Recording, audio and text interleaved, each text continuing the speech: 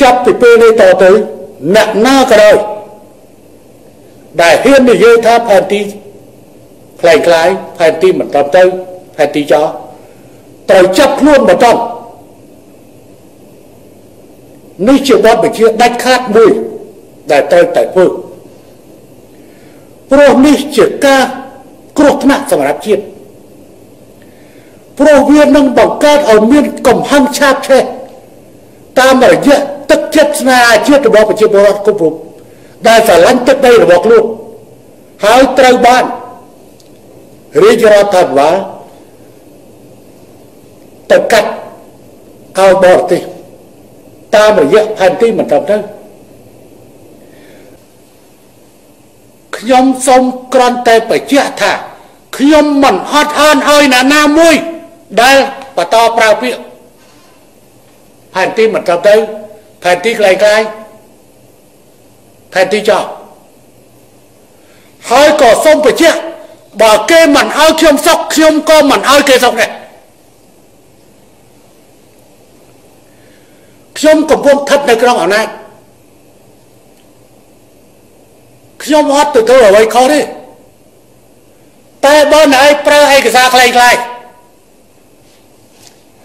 អ្នកឯងមកចោទគេថាคล้ายៗដោយទៅទិសអ្នកឯងទៅទទួលក៏ទៅចំពោះច្បាប់អញ្ចឹងអ្នកអនុវត្តច្បាប់មន្ត្រីអនុវត្តច្បាប់ទាំងអស់ត្រូវចាប់ខ្លួននៅនឹងកន្លែងចំពោះអ្នកណាក៏ដោយដែលប្រើពាក្យភាសានេះព្រោះជាការបំពានច្បាប់យ៉ាងពិតប្រាកដយ៉ាងហោចត្រូវមើលពាណិជ្ជកម្មប្រកាសដាក់ឲ្យប្រើប្រាស់នៅច្បាប់តាក់ទងទៅនឹងសន្ធិសញ្ញានឹងមានផែនទីនេះជាមូលដ្ឋានដែលខ្ញុំប្រកាសថាខ្ញុំហ៊ានចេញបទបញ្ជាព្រោះបើមិនចេញបទបញ្ជាបែបនេះគឺដែលណាចេញបទបញ្ជាក្រៅពីនយោបាយរដ្ឋមន្ត្រីអារឿងបទល្មើសជាក់ស្ដែងទៅចាប់ខ្លួនព្រាមចាប់ខ្លួនទៀតមិនមែនជាការគម្រាមកំហែងសិទ្ធិនយោបាយទៅធ្វើក៏ប៉ុន្តែកុំឲ្យឈានដល់កម្រិតចោទប្រកាន់គេ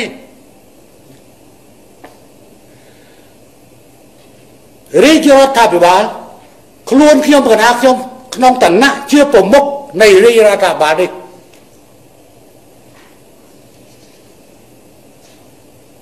គោរពទាំងស្រុងនៅសិទ្ធិសេរីភាពនៃការបញ្ចេញមតិគោរពទាំងស្រុងនៅសកម្មភាពនយោបាយទាំងឡាយណាដែលស្របច្បាប់ប៉ុន្តែមិនលើកលែងនិងមិនអត់ឱនដាច់ខាតជាមួយអ្នកណាក៏ដោយដែលនៅបន្តបំពានលើករណីទាក់ទិនជាមួយនឹងបញ្ហាផែនទីនិងព្រំដែន